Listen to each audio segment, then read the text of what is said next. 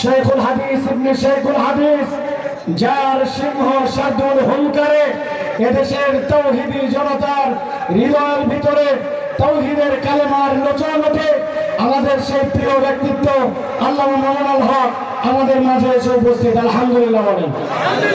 অনেকে পোস্টারে নাম দেখে বলছিল বাবা এতগুলা লোক এক জায়গায় আসে না, এগুলো নাম খালি দিছে, আসবে না মনে হয়। কিন্তু আজকে আমাদের ভাই আমাদের সাহেব আমাদের মাঝে এসে হাজির। আপনারা কি খুশি আছেন সবাই? খুশি আছেন সবাই? হয়, তবে সবচেয়ে বেশি ভয়ঙ্কর যে প্রবণতা মুসলমানদের মধ্যে পরিচালিত, যেটার দ্বারা মুসলমানদের ঈমান নষ্ট হয়, তার মধ্যে সবচেয়ে উল্লেখযোগ্য বিষয় হলো বর্তমান প্রচলিত পশ্চিমা রাজনীতি ব্যবস্থা। এই রাজনীতির মাধ্যমে সবচেয়ে বেশি মুসলমানদের ঈমান হরণ হয়। অথচ এই বিষয়ে আমরা অনেকটাই নীরব দর্শকের ভূমিকা পালন করি। আল্লাহ পাক রব্বুল আলামিন এই রাজনৈতিক আক্রমণ থেকে মুসলমানদের ঈমান এবং আমলকে হেফাজত করেন। মুহতারাম হাজিরিন, এই যে একটা রাজনৈতিক পট পরিবর্তন বাংলাদেশে ঘটেছে, 16 বছরের ফ্যাসিবাদ স্বৈরতন্ত্র এই দেশের মানুষের বুকের উপর চেপে বসা একটা জগদ্দল পাথর আল্লাহ পাক রব্বুল আলামিনের সাহায্যে অপসারিত হয়েছে। এদেশের মানুষ মুক্ত বাতাসে নিঃশ্বাস গ্রহণ করার সুযোগ পেয়েছে। ফালিল্লাহিল হামদু আলা যালিক। আমরা আল্লাহ পাকের শুকরিয়া আদায় করি। আলহামদুলিল্লাহ। এখন একটা নতুন আলোচনা, নতুন একটা কথা আসতেছে। এই বিদায়ী ফ্যাসিবাদী আর কথা রাজভাগ রেখে বলে লাভ কি, আওয়ামী লীগের কথাই বলতেছি। এখন অনেকে বলতেছে যে নতুন একটা আওয়ামী লীগ, পরিশুদ্ধ একটা আওয়ামী লীগকে বাংলাদেশে রাজনীতিতে আনার দরকার। অনেকে আমরা বিরোধিতা করতেছি বা অনেকে বিরুদ্ধাচরণ করতেছে। ইনসাফের কথা হলো অন্য সকলের যেরকম রাজনীতি করার অধিকার আছে, আওয়ামী লীগ যদি রাজনীতি করতে চায় তার আগে তাদেরকে বাংলাদেশের মানুষের রক্তের দাম চুকাইতে হবে। যতগুলো মানুষের নিরপরাধ মানুষের রক্ত ঝরিয়েছে তারা, এই সব রক্তপাতের বিচার হোক। যথাযথভাবে বিচার হওয়ার পর এরপরে যদি কিছু আওয়ামী লীগ অবশিষ্ট থাকে রাজনীতি করুক, আমাদের কোনো আপত্তি নেই। তবে আমি যতটুকু দেখেছি 2009 সাল থেকে নিয়ে 2024 সাল পর্যন্ত, মধ্যখানে 2013 সালের শাপলা চত্বর, 2021 সালের ব্রাহ্মণবাড়িয়ার শহীদ শাহাদাতের ঘটনা, এই সকল শাহাদাত এবং এই হত্যাযজ্ঞের সঙ্গে জড়িত মানুষগুলোকে যদি যাচাই বাছাই করে বিচারের কাঠগড়ায় দাঁড় করানো হয়, বাংলাদেশের কোন একটা ইউনিয়ন ওয়ার্ড পর্যায়ের আওয়ামী লীগের কোন নেতা অবশিষ্ট থাকবে বলে আমার মনে হয়। 2013 সালে 5ই মে যখন শাপলা চত্বরের রাতের গভীরে নবী প্রেমিক তাওহীদি জনতার বুকের উপর বুলেটের আঘাতে, বুলেটের বৃষ্টি বর্ষণ করা হয়, সেই ঘটনা প্রত্যক্ষদর্শী ছিলাম আমরা, তার প্রত্যক্ষ আক্রমণের শিকার ছিলাম আমরা। রাতের বেলায় হত্যাযজ্ঞ তো হয়েছেই, এরপরে সকালে যখন এরকম মানুষগুলো গুলিবিদ্ধ হয়ে, ক্ষতবিক্ষত হয়ে, রক্তাক্ত হয়ে, এই মানুষ হাজার হাজার লক্ষ মানুষের জনতা যখন এইভাবে শাপলা চত্বর থেকে আমরা বিচ্ছিন্ন হয়ে গেলাম, যে যেদিকে পারলো জীবন নিয়ে পালিয়ে গেল। বহু মানুষ রাস্তায় রাস্তায় দেখেছি আহত অবস্থায়, কেউ কাউকে দুজন পাজাকলা করে নিয়ে যাচ্ছে, কাউকে ভর দিয়ে নিয়ে যাওয়া হচ্ছে। অসংখ্য অগণিত মানুষ যেভাবে যে যেদিকে ফেলেছে চলেছে। রাজধানী ঢাকার এমন কোন হাসপাতাল অবশিষ্ট ছিল না যে হাসপাতালগুলোতে আহত মানুষগুলো গিয়ে আশ্রয় না দিয়েছে। প্রতিটি হাসপাতালে কিছুক্ষণের মধ্যেই দুর্বৃত্ত, সেই সময়কার ক্ষমতাসীন দলের দুর্বৃত্তরা প্রতিটি হাসপাতালে গিয়ে রেড দিয়েছে এবং কোথাও কোন হাসপাতালে শাপলা চত্বরের আহত সেই নবী প্রেমিক জনতা চিকিৎসা গ্রহণ করবার সুযোগ পর্যন্ত পায়। হাসপাতালগুলোতে গিয়ে সেই আহত অর্ধমৃত মানুষগুলোর উপর নতুন করে অত্যাচার চালানো হয়েছে। বাংলাদেশের কোথাও কোন bus stand, rail station launch station, কোন একটা স্টেশন এমন অবশিষ্ট ছিল না যেখানে শাপলা চত্বর থেকে নবী প্রেমিক জনতা যখন নেমেছে, স্থানীয় গুন্ডা পান্ডা নিয়ে আওয়ামী নেতারা তৌহিদি জনতার উপর হামলা না চালিয়েছে। এরপরে 2024-এর জুলাই আগস্টে ওপেন সারা দুনিয়ার মানুষের কাছে অজস্র অগণিত প্রমাণ, শুধু বাংলাদেশের মিডিয়া নয়, সামাজিক যোগাযোগ মাধ্যম, আন্তর্জাতিক পর্যায় পর্যন্ত, জাতিসংঘ পর্যন্ত সকলের কাছে তার প্রত্যক্ষ দৃষ্টান্ত বিদ্যমান। অসংখ্য অগণিত বুলেটের আঘাত এবং প্রতিটি তৃণমূল পর্যায়ের ছাত্রলীগ, যুবলীগ, আওয়ামী লীগের নেতারা তারা ওপেন খোলা মাঠে বন্দুক নিয়ে, রিভলভার নিয়ে ছাত্র জনতার বিরুদ্ধে, তৌহিদি জনতার বিরুদ্ধে বুলেটের আঘাত ছুড়ে মেরেছে। এইভাবে যদি বিচার করা হয়, এই সকল ডকুমেন্ট গুলোর উপর ভিত্তি করে যদি জুলাই হত্যাকাণ্ড, 2021-এর হত্যাকাণ্ড, 13 সালের হত্যাকাণ্ডের যদি বিচার করা হয়, তাহলে একজনে বলেছে 300 আসনে নির্বাচন করার প্রার্থী পাওয়া কঠিন হবে। এরপরে যদি পাওয়া যায় করুন নির্বাচন, যদি এই সব বিচার হওয়ার পরে যদি আওয়ামী লীগ রাজনীতি করতে চায় করুন। আমি যেখানে এই সমস্ত কথাগুলি বলা আমার উদ্দেশ্য নয়, পরে যে কথাটা এখন বলতেছি সেটা বলা হলো আমার উদ্দেশ্য। আওয়ামী লীগ যদি রাজনীতি করতে চায় করবেন, তাহলে একটা কথা আমাদের পক্ষ থেকে, আলেম সমাজের পক্ষ থেকে আমি দ্ব্যর্থহীন ভাষায় তাদেরকে বহুবার বলেছি, আজও আপনাদের মাধ্যমে তাদের কর্ণকুহরে আওয়াজ পৌঁছে দিতে চাই। তোমাদেরকে একটা বিষয় সংশোধন করে আগামীর বাংলাদেশের রাজনীতির মাঠে নামতে হবে। সেই বিষয়টা হলো যে আওয়ামী লীগের লোকজনের একটা স্বভাব, তারা মুসলমানরা নামাজ পড়ে, নামাজ নিয়ে আমাদের সঙ্গে তাদের খুব একটা বিতর্ক নাই, রোজা রাখে বিতর্ক নাই, ঈদের নামাজ নিয়ে বিতর্ক নাই, জানাজার নামাজ নিয়ে বিতর্ক নাই, অন্যান্য ধর্মীয় কর্মকাণ্ড নিয়ে বিতর্ক নাই। যখনই আমরা রাষ্ট্রে ইসলামী রাষ্ট্র প্রতিষ্ঠার দাবি তুলি, যখনই আমরা ইসলামী রাজনীতির কথা বলতে চাই, যখনই আমরা ইসলামী রাষ্ট্র প্রতিষ্ঠার কথা বলতে চাই, তখন তারা আমাদের কণ্ঠ চেপে ধরার চেষ্টা করে। ইসলামী রাজনীতিকে তারা বন্ধ করার, ইসলামী রাজনৈতিক যে কোনো তৎপরতায় তারা টুটি চেপে ধরবার চেষ্টা করে। এটা হলো আওয়ামী লীগের সবচেয়ে বড় বিরোধ ইসলামপন্থীদের সঙ্গে। তারা ইসলামের রাজনৈতিক উত্থানকে সহ্য করতে পারে না, ইসলামী রাষ্ট্র প্রতিষ্ঠার চেষ্টাকে তারা সহ্য করতে পারে না। বরং তারা সবচেয়ে জঘন্য যে কাজটা করে সেটা হলো ইসলামী রাজনীতি যারা করে, ইসলামী রাষ্ট্র প্রতিষ্ঠার রাজনীতি যারা করে, তাদের এই রাজনৈতিক তৎপরতাকে ধর্ম ব্যবসা বলে আখ্যায়িত করে। মুহতারাম হাজিরিন, মরহুম আল্লামা দেলাওয়ার হোসেন সাঈদী রহমাতুল্লাহি আলাইহি একটা কথা বলতেন, আরে ধর্ম নিয়ে রাজনীতি তো তাদেরটা নয় যারা ধর্মকে প্রতিষ্ঠার জন্য রাজনীতি করে। আলহামদুলিল্লাহ, আমরা তো আল্লাহর জমিনে আমাদের ওপেন বক্তব্য, পরিষ্কার ঘোষণা, জীবনের লক্ষ্য আমাদের আল্লাহর জমিনে আল্লাহর দ্বীনকে জিন্দা করব, আল্লাহর জমিনে আল্লাহর দ্বীনকে বিজয়ী করব, আল্লাহর জমিনে কোরআনী শাসন কায়েম করব, আল্লাহর জমিনে খেলাফত কায়েম করব।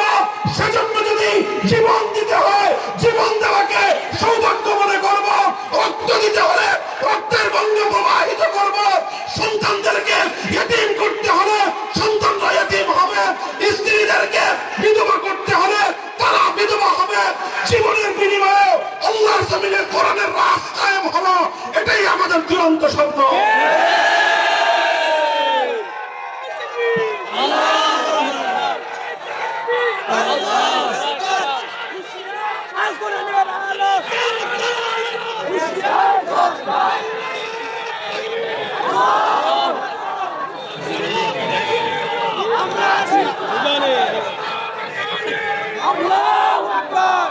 এটা তো আমাদের পরিষ্কার কথা, আমরা আমাদের সব কিছুর বিনিময় হলেও আল্লাহর জমিনে আল্লাহর দ্বীনকে বিজয়ী করতে চাই, করতে চাই, ইসলামী শাসন ব্যবস্থা প্রতিষ্ঠা করতে চাই, ইনশাআল্লাহ। শাসিত শাসন এবং পরিচালনা করতে চাই। আল্লাহর পক্ষ থেকে আমাদেরকে যে খেলাফতের মহান জিম্মাদারি দেওয়া হয়েছে, সেই খেলাফতের দায়িত্বে সারা পৃথিবীতে আমরা আল্লাহ পাক রব্বুল আলামিনের খেলাফতের সোনালী শাসন ফিরিয়ে আনতে চাই। আমাদের এই কথার মধ্যে কোনো রাগঢাক নাই, কোনো রাগঢাক নাই, কোনো গোপনীয়তার কিছু নাই। এটা আমাদের ওপেন চ্যালেঞ্জ, আমরা এটাই করতে চাই ইনশাআল্লাহ। কাজেই আমরা কোরআনের জন্য জীবন দিতে প্রস্তুত।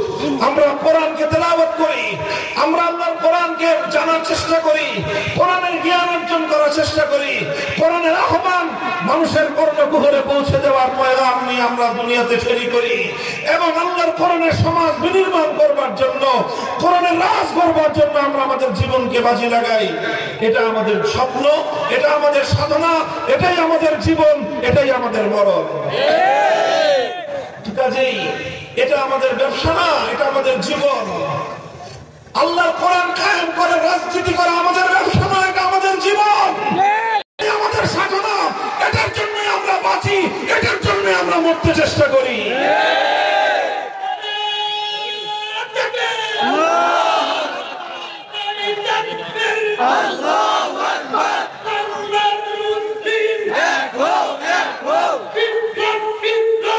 ইসলামী বিপ্লব, ইসলামী বিপ্লব, বিপ্লব বিপ্লব।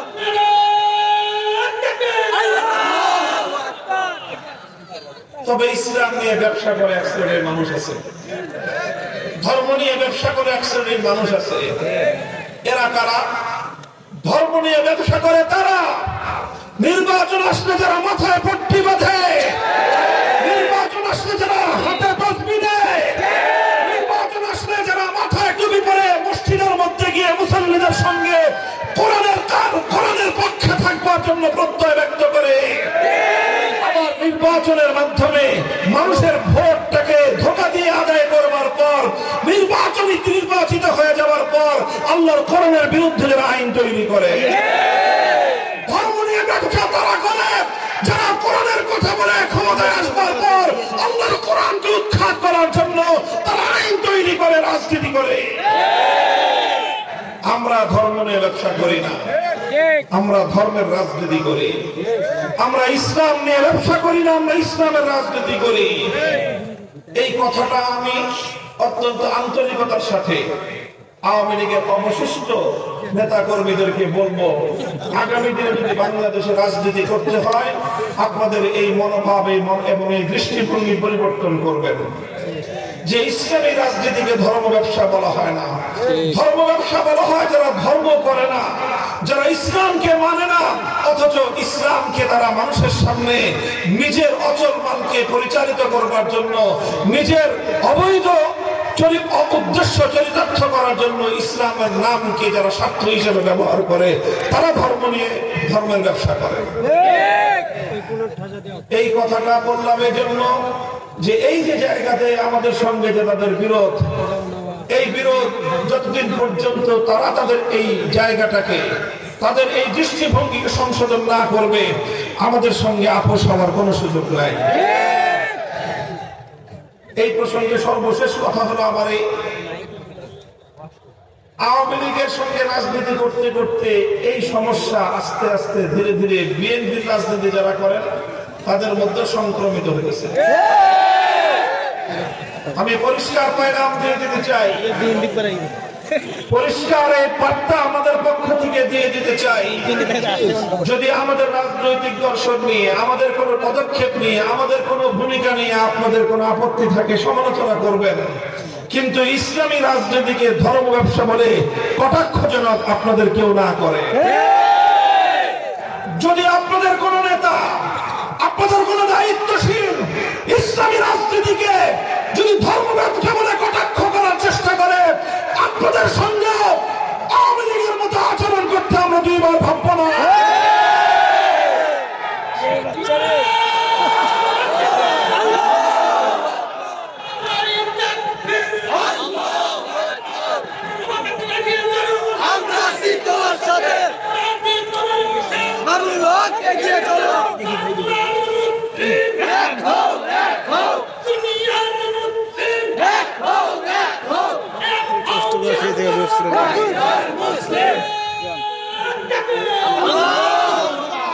মুহতারাম হাজিরিন, কথাটা পরিষ্কার, সুন্দর একটা পরিষ্কার একটা বার্তা।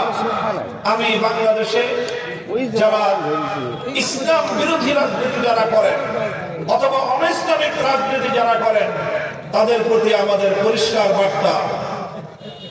এখন মুখে কথা বলছি, সুন্দরভাবে বুঝিয়ে বলছি, যদি আপনি ইসলামের বিরুদ্ধাচরণ করতে চান, গণতান্ত্রিক দেশে ইসলামের বিরুদ্ধাচরণ করতে পারেন।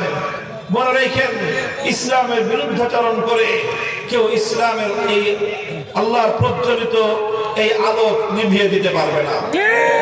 ইসলামের জন্মের প্রথম দিন থেকে ইসলামের বিরুদ্ধাচরণ করা হয়েছে। সকল বিরুদ্ধবাদীরাই একদিন ধ্বংস হয়ে গেছে। ইসলাম তার স্বমহিমায় পৃথিবীতে তার আলো বিকিরণ করেই গিয়েছে। আজও আপনি চাইলে আপনি ইসলামের বিরুদ্ধাচরণ করতে পারেন, কিন্তু ইসলাম প্রতিষ্ঠার রাজনীতিকে ধর্ম ব্যবসা বলে কটাক্ষ করবার চেষ্টা করবেন না।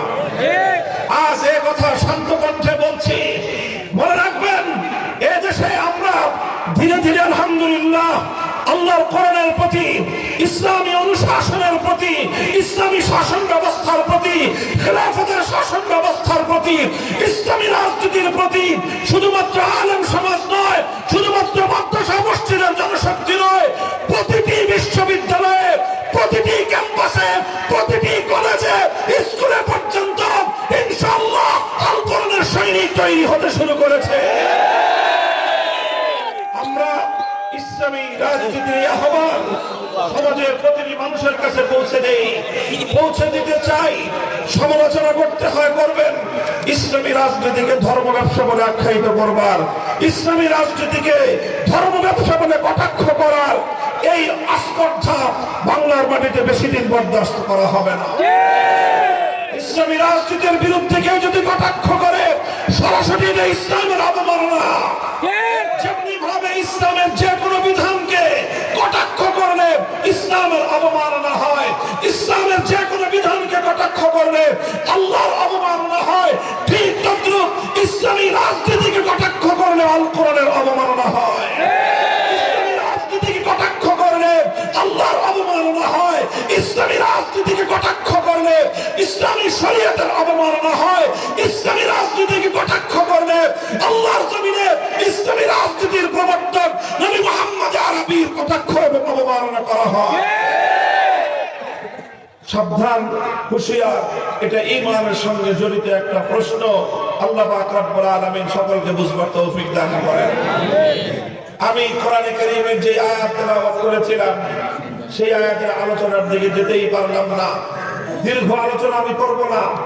কোরআনে কারীমের সূরাতুন নিসার মধ্যে ৬০ নম্বর আমার তেলাওয়াতকৃত আয়াতে আল্লাহ পাক রব্বুল আলামিন একটি প্রশ্ন রেখেছেন।